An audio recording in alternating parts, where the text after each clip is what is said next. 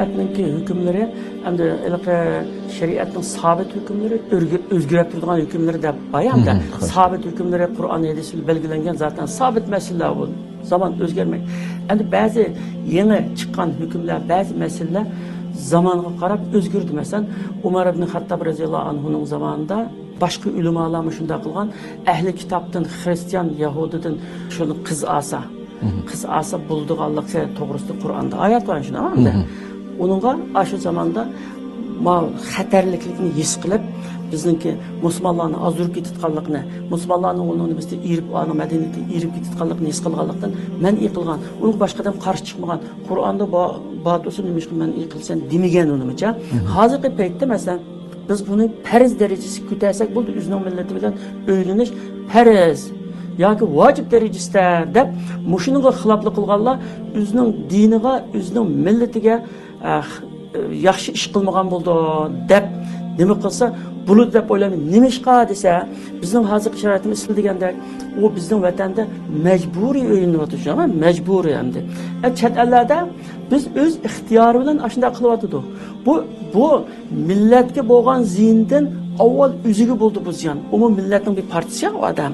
Masalan, bu Saudiya Arabistonda bizning ko'rgan shu tragediyalarimizda hamda shu 50-yil, 60-yillari vatandan chiqqan odamdan notbakchi odam yerlashib ekan. Bir rivayette 100 ming oiladagi birisi 40 ming deydi ish qilib, aniq bir statistika bo'lmagan. Shu chog'da 40 ming, 100 ming bo'lsa-mu, u odamning bolalari, nevralari, chevralari hozir nojiqlashib ketaylik. Xo'sh. Ammo o'sha odamlardan u vaqtlarda hamda Uyg'urlarniki yerlashib qolgan Uyg'urlar jiqolmaganiga uni qizni olay desa, chet elga chiqqanlar jiqroq bo'ytoq hamda erlar u chog'da. Shu iqtisodiy yaxshiroq bo'lganlari Misrlikdan Yamanlikni o'ylanib ekan. İqtisod nachar bo'lgan Hindiston, Bangladeshni o'ylanib ekan. Meniki dadamning tog'isimi shu Hindistonlikdan o'ylanib ekan. 12 balasi bor. Ular faqat arab bo'lib ketaylik. Ochiqchay degan gapni biladi, uning boshqa bir og'izma gap bilmaydi. Ammo shu Saudiya Arabiston shunchalik Uyg'urdek mujohidlar chiqqanlar, vatan kurash qilgan odamlar. Shuning bolalaridan hozir 5 tane odamni sanag'ila olmaydi vatanga xizmat qildi. 5 chiqmaydi. Bir qancha odam bor. Demak, vatan millatni unutib ketishdimi? 100 endi u. Uningdan keyin yana bir tragediyalar. Bu odam boshqa millatni o'ylangandan keyin yoshlikdagi muhabbatning kuchi bilan bisini hurmat qilib turgan bilan kuchugini yashangandan keyin har biri ayolmi, ermi o'zining millatini tatitgan bo'lib qolgan. O'zining millatini sevgandigan, o'zining odamlarini sevgandigan qarshi tarafniki yo erining yo xotininki jamoatlarga o'chilib qolgan. Bunda bir ahvol yuz bergandan keyin bularning orasida inoqlik buzildi ekan o chog'da. Hatto bolalari onalari bilan birlashib uydan chiqirayotgan odamlar bor. Dadlari uylab ketgandan keyin dadlarining kitoblarini xil olimlarning kitoblarini olib bir yerga tashlayotganlar bor. Masalan, qilchi unda hurmatmi yo'q, nima yo'q. Chunki ana shu nima tarafda boshqa millat bo'lgandan keyin ana tarafda bo'lib, balla ana tarafda bo'lib nima qilgan, u dada bir mehmonga o'xshash bo'ldi ekan. Bizning ko'rganlarimiz Saudiyada turib 20 yil ichida anglagan ko'rganlarimiz. Turkiyada ham shunga o'xshash bo'lgan bo'lishi mumkin.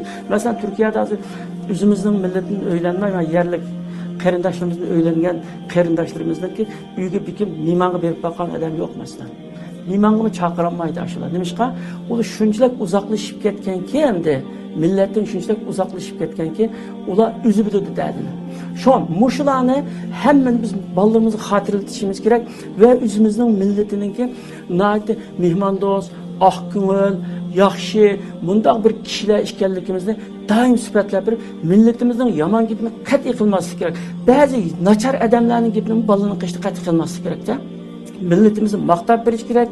Undan keyin o'zingning millatni o'ylansan qanchalik yaxshi ishkanligini, diniy jihatdami diningga vafo qilganlik bo'lganligini, milliy jihatdami o'zingning millatiga vafo qilganlik bo'lganligini kichigidan tortib tarbiyalab kallasiga singdirmasam, boyliqi qora savdo deb endi ana ketib qolsa kuchi yetmay